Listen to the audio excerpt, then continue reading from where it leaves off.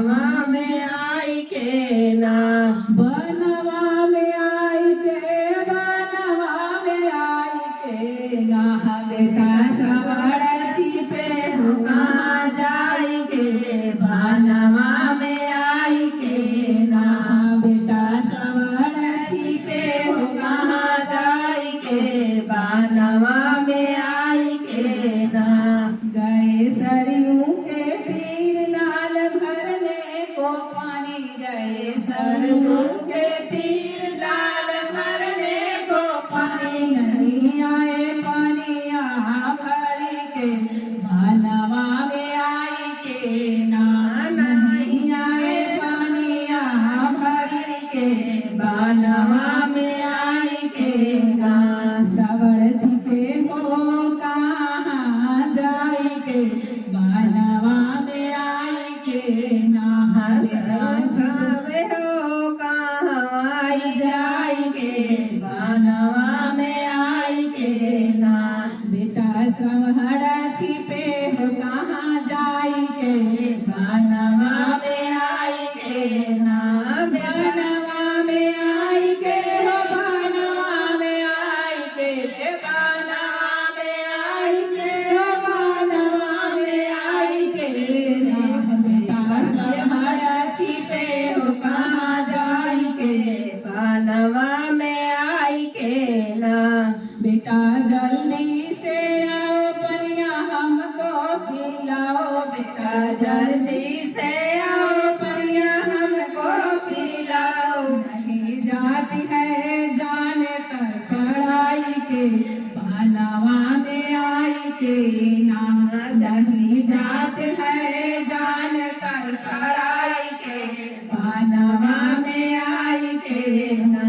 बेटा श्रवण छिपे हो कहाँ जाई के, बनवा में आई के ना। बेटा श्रवण छिपे हो कहाँ जाई के, बनवा में आई के ना।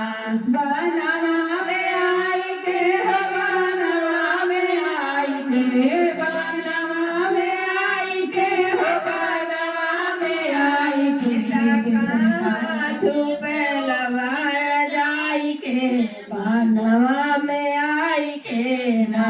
बेटा श्रवण छिपे हो कहाँ जाई के, बनवा में आई के ना। बेटा श्रवण छिपे हो कहाँ जाई के, बनवा में आई के ना। मृगा जान कर मारे दशरथ बाण हो, मृगा जान कर मारे दशरथ बाण हो, श्रवण गिर जाए जमीन पर मुरझाई के, बनवा में आई के ना। श्रवण गिर जाए जमीन पर मुरझाई के, बनवा में आई के ना। बनवा में आई के, बनवा में आई के, बनवा में आई के, बनवा में आई के। श्रवण छिपे हो कहाँ जाई के, बनवा में आई के ना। बेटा श्रवण छिपे हो कहाँ जाई के, बनवा में आई के ना।